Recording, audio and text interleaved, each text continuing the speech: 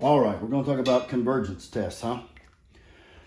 Well, there's a lot of different tests. And the first thing that you may wonder is, what test do I use? Well, like anything else in life, it depends. It depends on what the problem looks like. So the first step is look at the problem. And I mean, you may have to do some algebra before you can really figure out what the problem looks like or what it's trying to tell you. Like, for example,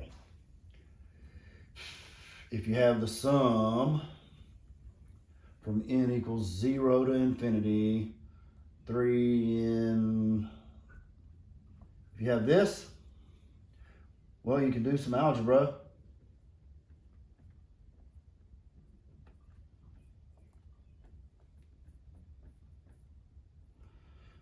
Okay, and then you know what this is. This is a geometric series. We have a test specially for that. So you do a little algebra and then you say, oh, look, I've got a test that's special for that one. Okay? What about this one?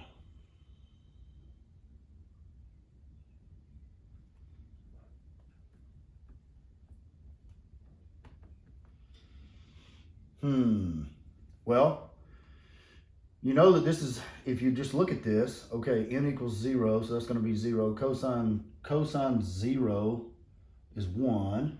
Okay, n equals 1, that's going to be pi. Cosine pi is -1. Oh, okay, then that's going to be 2. Cosine 2 pi, that's 1. Okay, so this is alternating back. This is just going to alternate back and forth. Okay, we have a special test for that. It's the alternating series test. Is the thing alternating? Okay, let's do alternating series test. Okay? A pretty easy one as far as knowing which test to use. If you got something that looks like this, well, if you got a factorial, then you're probably going to have to do the ratio test. That would be a good place to start.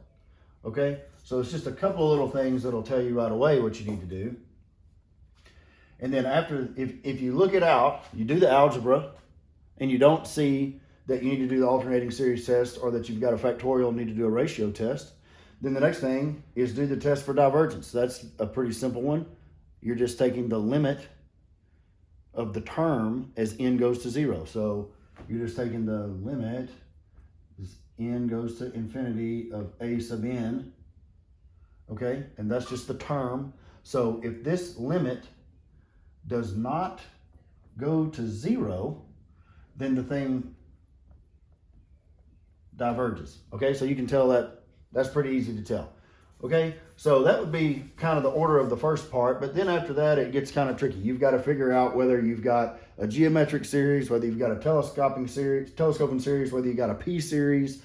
There's all kind of things that you can compare it to, and then you have to determine if your series is greater than or less than the series that you're comparing it to, because you need to know, if your series is, if the series that you're comparing it to is diverging and your series is greater than this, then your series is going to diverge. So that's the kind of things that you got to know. You got to know a little bit about everything.